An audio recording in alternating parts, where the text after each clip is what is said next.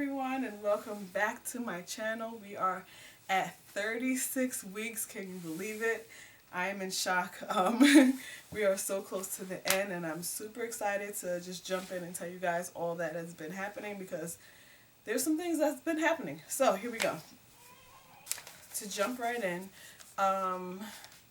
symptoms. So my symptoms have been early labor symptoms. Now when I say early labor, I mean my body has been gearing up for labor. I'm not in active labor. I haven't been in active labor.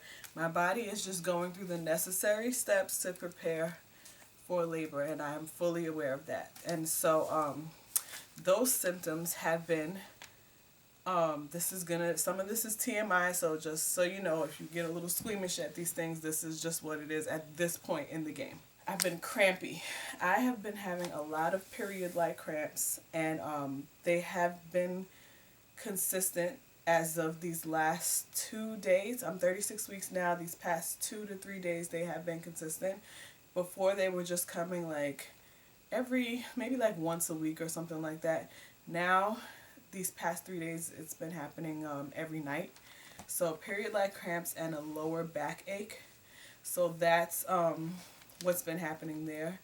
I've been pooping a lot. Usually at this point you start to get loose bowels. Your body is clearing itself out and getting ready to go into that labor phase. And so, and you also get nauseous. Some people throw up. And so I've been feeling very nauseous. I have not been able to eat because not so much that there's not space. There's not that much space, yeah, but it's also been because I just feel disgusting. Like I feel nauseous whenever I eat. So I've literally been surviving on Nutri-Grain bars. That's the only thing that I can eat like during the day. So I've been eating like apple Nutri-Grain bars, multi fruit, I don't know, strawberry, whatever flavors. So I will be packing those actually in my hospital bag to snack on like after the baby's born, you know, when you're waking up for night feedings and stuff like that. I will definitely be bringing Nutri-Grain bars. They have been my friend. So I've been having nose pain. Like my nose just hurts like in the morning. Like it'll just be running and one nostril will just be hurting. So what else? It's been hard to walk. Now, throughout the pregnancy, I've had a lot of like pelvic and hip pain. That's not new, but because the baby has dropped, which I don't know if I mentioned, the baby has dropped, and I have more room to breathe up top and all of that stuff. But it's like the baby's head is like engaging, and that means that it's just dropping down into the birth canal. And oh my God, it's really hard to walk. Like this kid is heavy. Like I'm waddling beyond like anything you've probably ever seen. Like people are just like, are you okay? When they ask me like when I'm due, and I say in February, they're like, no honey, you're not due in February, like you're due tomorrow. And I'm like, trust me, I know.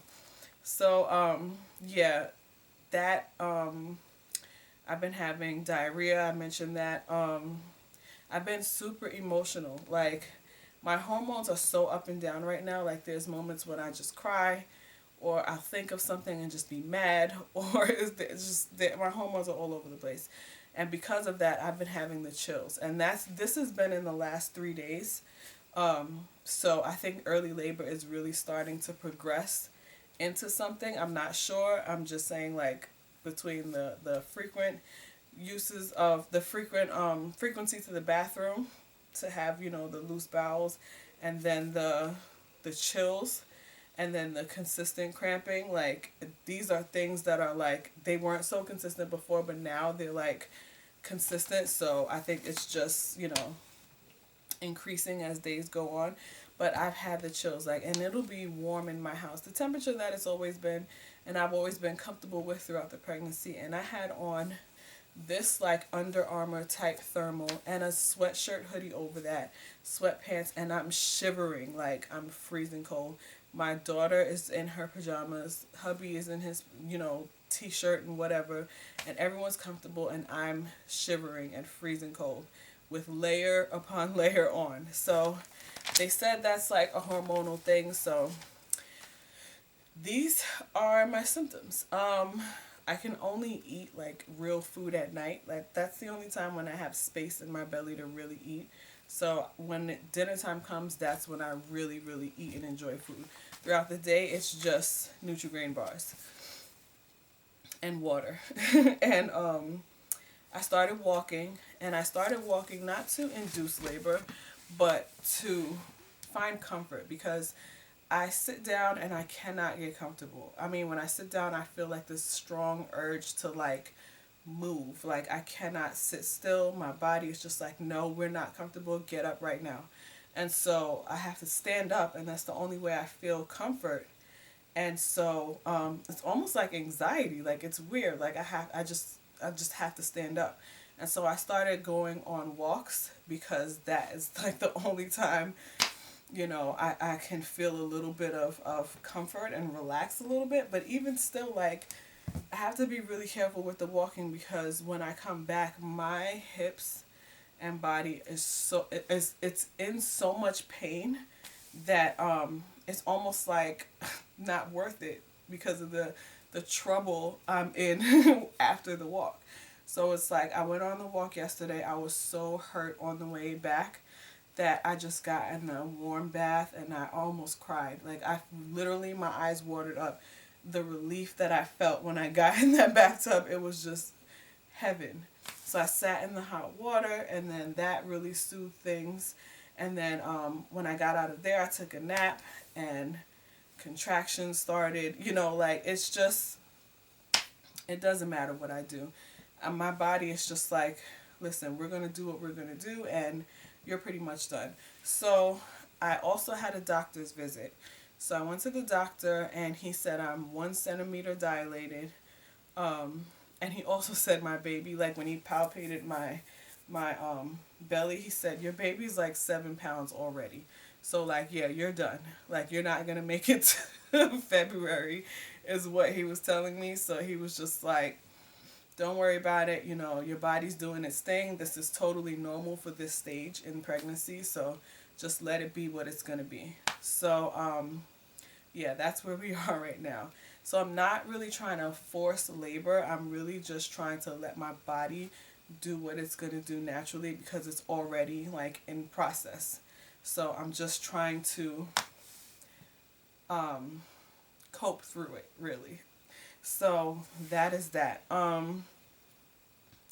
As far as a birth plan, I actually wanted to do a birth plan video, but I cannot get my printer to work to print out my birth plan. So I had to just kind of jot down what my birth plan is going to be. It's not anything complicated because I know the nurses hate that, and I'm actually using a birth plan template from Mama Natural, which are and it's I like this template because it's like little icons that are pictures. So it's not like a whole page of like paragraphs and all that you're putting on there. It's just little icons, little pictures on here that's easy to look at and say, oh cool, she wants this, that, and the third, and then we're done. So my birth plan is literally one sheet of paper to make it simple. It's not pages and pages of nonsense because a lot of the stuff I feel like we'll see what happens when I'm there. And then there are only a couple of things that I'm like hard and fast on, like I do not want this. So as for labor, in my birth plan, I want no medication. I want to have free movement, which is why I want no medication, because when you get that epidural, you can't move. You got to sit still.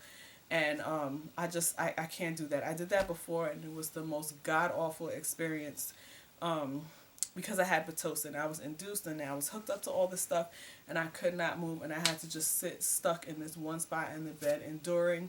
And anyone who's been induced knows that those contractions are insane. Sometimes they come on so hard and so fast. It's like impossible for you to really bear through it. And I felt like I can make it through the contractions, but they were happening so fast and so back to back that my body couldn't even adjust to the pain and kind of like bear through it. And the contractions were actually on top of each other. There was one point where there was just no break. It was just straight contraction for minutes and minutes. And I was like, okay, this is enough. Like, I'm tapping out. And then they went to check me to see if I was actually getting any dilation after all of those contractions. And I was still at 2 centimeters. I was like, nope, It's been 8 hours. I'm in excruciating pain. There's no break in between, and I'm still only 2 centimeters. We're done. So I tapped out on that one, but I really always felt like I could have done it had my labor been natural and things just progressed naturally. So that's what I'm going for with this birth. So I want the lights dim. Hospital lights can be really harsh, and especially this pregnancy for me, I don't know what it is, but my eyes have been really sensitive, and just bright, harsh lights for me this whole pregnancy have been just really uncomfortable and really like almost painful. So like I've just been like functioning in low light, and that works well for me. So I just want to have the lights low. I don't want any students. With my daughter, we had students, just and it's just like you're a spectacle with people just standing around looking at you, not doing anything. They're just watching you and your hoo-ha and all your business out there, and they're just looking, and I really just don't want to go through that again. So no students. And I have access to a jacuzzi tub, which I really, really, really want to use because I've been taking baths this pregnancy, and it's been so helpful with the pain. Like just achy hips, achy, even with the period cramps, like when I sit in that water, it really subsides a lot. And so I want to have access to that, and they told me that I would have access to that at this hospital. So that's on the birth plan. I don't want an episiotomy. Um, I want to be able to push this kid out and not have to be cut or even torn. With my last pregnancy, I expected my doctor to, when it was time, to tell me to slow down and small pushes. They did not do that. They just said push, push, push until the baby shot out, and I was all torn up. So with this time, I've already talked to my doctor about it too. Like, we're gonna try not to tear because this is ridiculous. Like, I shouldn't have torn the first time. My daughter was so small, it didn't make any sense why the doctor just allowed it to happen that way. So what else? Natural pushing. So like I said, my first experience, everything was forced. I was induced. I really just felt like I was rushed through because it was the holiday season. No one really wanted to be there.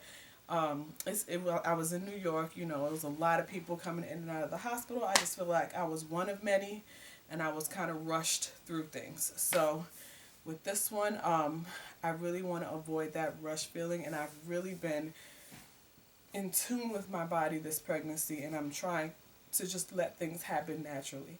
So I would like to be able to push when I feel like my body needs to push. And so I guess they call that natural pushing. I don't know, but that's on there. So I would like to experience that. Now that's not necessarily a hard and fast, because that's something I want to try. I really want to give my body the freedom to do what it's going to do. But if that doesn't work and I need to follow the doctor's instructions and they're like, okay, it's time we try something else, then we're going to try something else. Like, that's just the bottom line. The baby has to come out. So that's all I have for labor.